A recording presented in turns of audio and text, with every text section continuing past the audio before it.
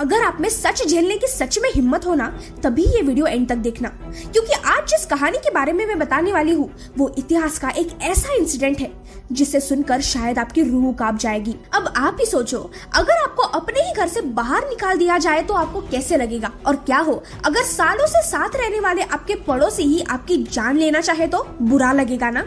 लेकिन जितना बुरा आपको लगेगा उससे कई गुना ज्यादा दर्द कश्मीर पंडितों ने सहा था। ये कहानी बहुत ज्यादा इमोशनल और हार्ट ब्रेकिंग है। 19 जनवरी 1990 कश्मीर के हिस्ट्री का वो काला दिन जब कश्मीर पंडितों को बुलेट पॉइंट पर रखकर अपना ही घर छोड़ने के लिए मजबूर किया गया था। पर आखिर क्यों? अब जो भी चीजें मैं बताने वाली हूँ वो पूरी तरह से रिसर्च बेस्ड है, तो अगर कड़वी भी लगी तो एक बार पूरी कहानी सुन लेना, क्योंकि ये सच पूरी हिंदुस्तान तक पहुंचना ही चाहिए। सबसे पहला सवाल तो ये आता है कि आखिर 1990 में हुआ क्या था जिसकी वजह से कश्मीर पंडितों को अपनी ही जमीन छोड़कर भागना पड़ा। इसका वन एंड ओनली रीजन है कश्मीर मुस्लिम्स। उस समय JKLF यानी कि Jammu and Kashmir liberation front नाम का एक टेररिस्ट ऑर्गेनाइजेशन हुआ करता था, पर वो खुद को फ्रीडम फाइटर्स बुलाते थे और इनकी मांग एक ही थी, कश्मीर की इंडिया से आजादी। 1941 तक कश्मीर में सिर्फ 4 या 6% ही हिंदूस हुआ करते थे और बाकी 94 to 95% कश्मीर मुस्लिम्स रहा करते थे, और 1950 तक तो सिर्फ 5% ही कश्मीर हिंदूस कश्मीर में रहते थे। तो हिंदूस की कम संख्या होने की वजह से दहशत फैलाने के लिए माइनॉरिटीज को टारगेट किया गया। 1987 में जब कश्मीर इलेक्शंस हुए थे तब वो इलेक्शंस पूरी तरह से रिग्ड थे, यानी कि बने बनाए हुए थे। इलेक्शंस में खड़े रहे लोग जीतकर भी हार रहे थे और आखिर कश्मीर का CM फारूक अब्दुल्ला को बनाया गया। कश्मीर मुस्लिम्स को लगता है कि उनके साथ इंडियन गवर्नमेंट बहुत धोखा कर रही है और ये देखकर कश्मीर युद्ध बहुत गुस्सा हो जाते हैं और फिर JKLF के बहाव में आ जाते हैं और फिर उन्हें ही सपोर्ट करने लगते हैं। कश्मीर मुस्लिम्स को इंडिया से आजादी चाहिए थी।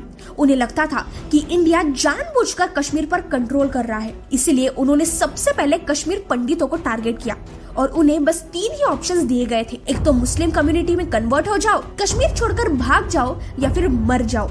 अब जिन्होंने द कश्मीर फाइल्स ये मूवी देखी है उन्होंने ये 2 वर्ड्स तो बार बार सुने होंगे, एक्सोडस और जेनोसाइड। वेल, एक्सोडस यानी बड़े संख्या में लोगों का एक जगह छोड़कर दूसरी जगह चले जाना, और वही जेनोसाइड मतलब जानबूझकर किसी पर्टिकुलर कम्युनिटी का मर्डर करना। आज हर जगह यही कहा जाता है कि ये कश्मीर पंडित्स का एक्सोडस था, लेकिन ये बिल्कुल भी झूठ है। उस समय JKLF ने सैकड़ों पंडितों की जान ली थी। कश्मीरी पंडितों की पूरी लिस्ट बनाई गई थी और फिर उनके घर जलाए गए थे।